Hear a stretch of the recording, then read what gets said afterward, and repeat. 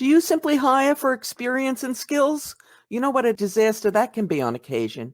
Join us as our distinguished guest reveals the questions you should ask to uncover whether your technically proficient new potential hire will be a good fit for your team.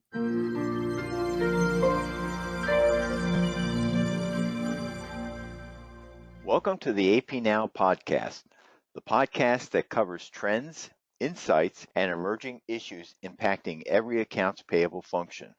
Your host, Mary Schaefer, is the founder of AP Now, a B2B digital information and learning company focused on all issues related to AP. Stay tuned as Mary and her guests discuss the business intelligence you need to ensure a cost-effective, technologically efficient, fraud-resistant, regulatory compliant accounts payable function. Without further ado, let's dive right in.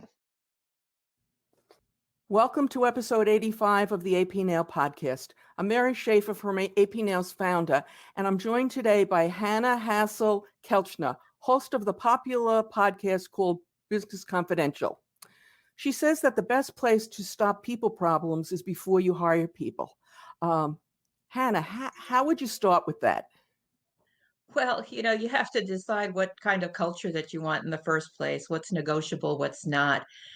Because in the interview process, you'll probably come across some red flags if you look for them. But all too often, people have a pressing need. There's a need for speed. Everybody's overworked because they're picking up extra slack from the person that they're trying to fill and replace. And so you think like, oh, yeah, I think this person is good. And you go for it without necessarily digging deeper. And so people hire for skill, but often wind up firing and separating for fit. I know, Unfortunately.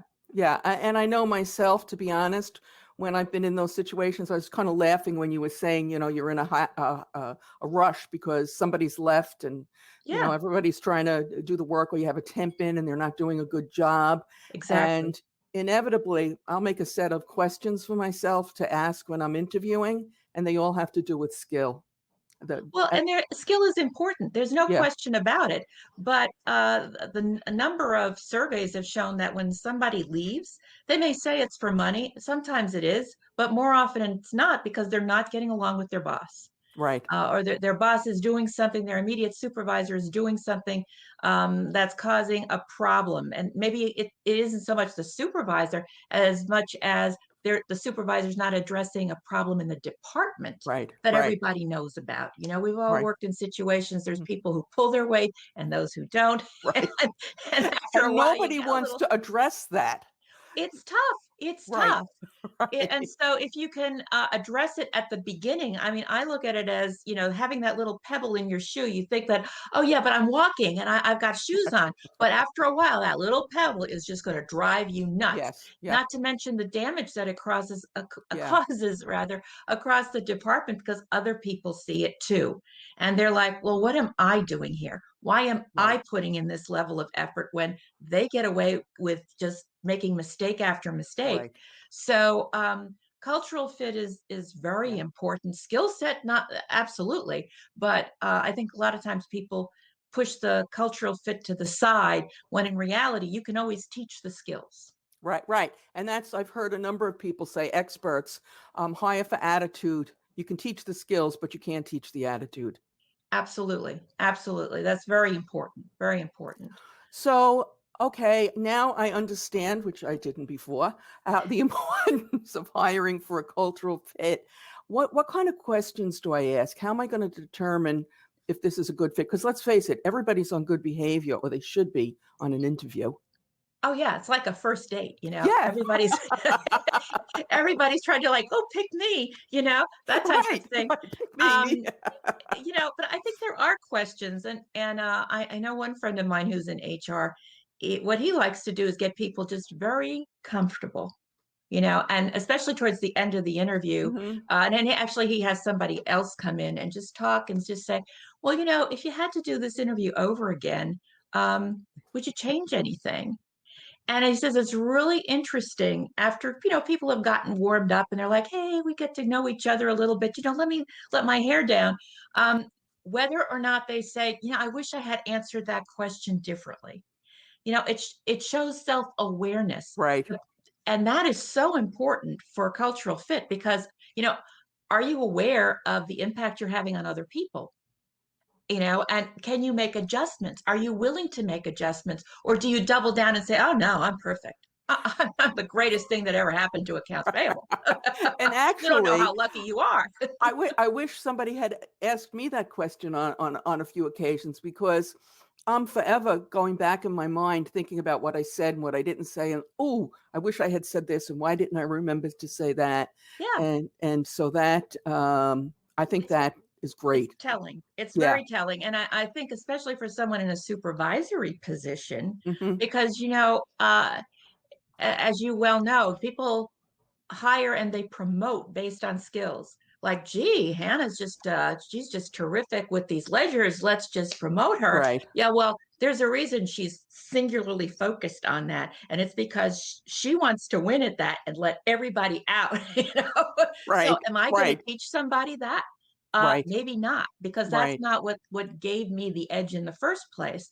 So, one thing to ask for somebody, even if you're promoting, not necessarily hiring, but Right. promoting somebody, is to find out, how have you helped somebody through your position, through your influence, grow to be more successful, and see what they come up with. Because the Hmm. good managers, they're teachers, they develop Right. their people. Right. Right. And if they're like hemming and hawing, well, I don't know, it's just not coming to mind, then that tells you something, Hmm. that they're more focused on themselves rather than developing the team, Right. and so forth. So I think there's a lot of good questions that can be asked for cultural fit, including throwing a hypothetical at them. And this could be something, face it, problems happen in business all the time. But think about something that recently happened in your shop.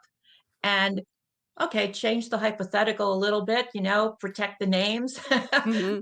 throw it at them and see, how would you solve this situation? And what are they going to do? Are they going to go in with, yeah, I'm right, this is how you fix it, boom, boom? Are they going to start asking questions? Hmm. Are they going to try and get more information to see about how it affects different people? What are these roles? I mean, you can tee this up in a way that can be very telling as far as how they solve problems. Yeah. Okay, before we ask Hannah more about this, and we really do, I'd like to invite you to subscribe to this channel. And if you're watching on YouTube, please ring that bell on the top.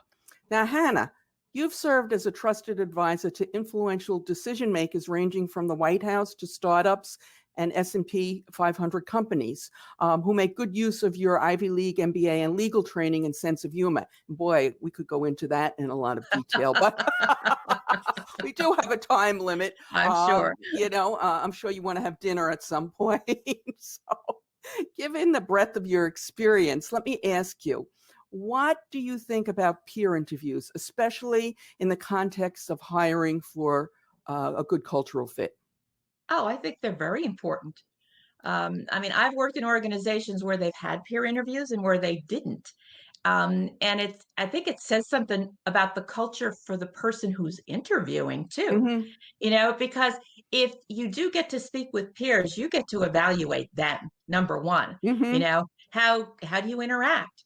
Um, how do they come across? Do they come across as know-it-alls, or hey, Hmm. we really could use this kind of a skill set. Hmm. I see what you've done. This is pretty cool. Let's talk. I mean, I'm looking forward to having lunch, Right. getting to know you.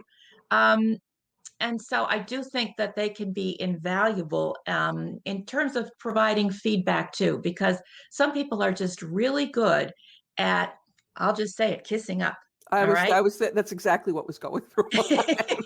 And I can think of a few examples in my life where I've ended up in those, with Yeah, those people. Yeah. exactly. And the thing is, I mean, I've known people who they have the title and they're in the senior leadership role and they're the ones that are doing the interview, but they will ask the reception, hey, when so and so came in, how did they act? Oh, Were they kind? Were they nice? Or like, yeah, I'm Hannah. I'm here to see Mary. yeah. Tell her I'm here. That kind of thing. And you'd be surprised. Some people are like that. Yeah. They really come across as somewhat arrogant. And if that's what you want in your culture, great, you're going to get it. But if it's not, and you see people not expressing a lot of empathy in the way Yeah. they treat others, which is why a lot of HR people take folks out to lunch. They want to see how they interact with the wait staff. Are they Yeah. rude? Right. When they ask for something, do they do it nicely? Or do they snap their fingers, Oh, like, hey, God. you're Yeah. here to serve me? Right. Right. It says a lot about a Right. person and their Right. manners, and their values, how they value other people. Right. And hopefully you're at the company where they value other people. All Yes. right. So Hannah, by the way, for the audience, if you want to listen to Hannah's podcast, Business Confidential, a link is provided in the show notes below. Now, I want to ask Hannah, along the same lines, we're talking about the interviewer, the company, but let's switch sides because let's face it, we have a number of people out there who might be looking for a job right now. Sure. So, what type of questions can a potential job seeker ask to determine if the company that they're interviewing with is a good cultural fit for them? Hopefully, you're not in the position where you just have to take anything. Right. Um, Right. Exactly. Well, I think there's a couple of good questions that maybe the interviewer won't be ready for. I like that. Yeah, exactly. Well, I think just as the interviewer could pose a hypothetical, I think a candidate could too. To say, well, what if you had this situation where there were two people in your department and there was a disagreement about how to handle, I don't know, pick an issue, Mhm. you know, and see how they would respond. Are they going to say, well, I have the final word? Well, yeah, technically you do. We respect that. We Right, right, understand that. right. But how much input are you going to seek? Are you going to listen?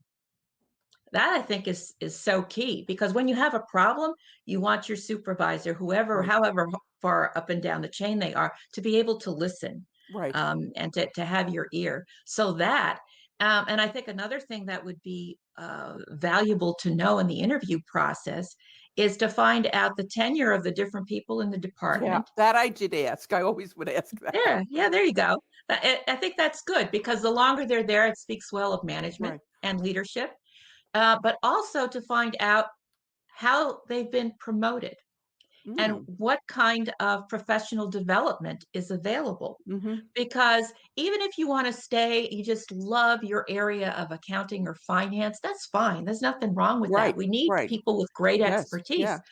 but things are always changing. The rules may be changing. Oh, So how do they support your continued professional development? and this year Even we're certainly having a lot of changes. Yes. Even in a smaller department where there may not be room to, in 18 months, you're going to be promoted to the Mhm, next level, next level, next mhm, level. Um, but, so that you can still have some professional development to go deeper mhm, into your profession, which is also important, to be, have greater expertise. mhm. Okay. So I have one last question for you. I'm cringing as I ask this because I'm Bring it on. Come on, Mary. I'm afraid to go to reveal just how inept I am at interviewing for a job. But whenever I went for a job, I always said I had three criteria. The first criteria was it had to be the right job. So the day-to-day tasks of the job or Right. the function had to be there. Then the money had to be right because I always had another job. I wasn't going to leave for less money. Sure. And then the last one, after those two were in place, there had to be a good fit with the people that I was going to work for. Now, we're all on our best behavior because it's kind of a first or second date. So that's kind of hard to ascertain, although I didn't have your advice. Maybe I've done a better job. But given all that, do I have my order wrong? Not necessarily. I think it could be different for everybody. It Mm-hmm. depends what's most important. Just like, why do people stay in a job that they're not necessarily happy with? Right, It could be the money or the benefits, right. and it's like, okay, this is worth the trade-off. Mm-hmm. They don't want to relocate. I mean, there could be lots of reasons. So I don't think that your order is terrible. Not at all. Not at all. That's what matters to you. But then there are some people who might say, I need to know that I could walk through fire for this particular supervisor, because to me that's more important. I might even take less money, and I know recruiters who've told me that they've tried to hire away people from a particular job, and they're like, nope, not Nope, interested. not I'm going. happy.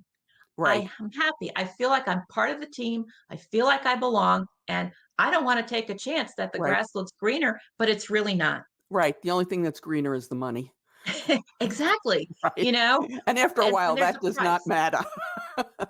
And that can be a really steep price when you walk in on a Monday morning, but your teeth have been grinding on Sunday afternoon Yeah. already and your stomach's churning, No, you know? then you made a mistake. Honestly, I don't care how good the money is. Anyway, for me, anyway, that's my take on. Yes. So Hanna, this has been great. I really appreciate you coming on. And remember, folks, the link to Hanna's podcast is below in the show notes. If you like this episode, you'll probably also like episode 75 with Rebecca Holterman talking about starting a new job during the pandemic. If you're watching this on YouTube, a card will pop up with the link shortly. Thank you for listening. Thank you for joining us. And don't forget, we always appreciate those subscribes and those thumbs up. Thanks, Hanna.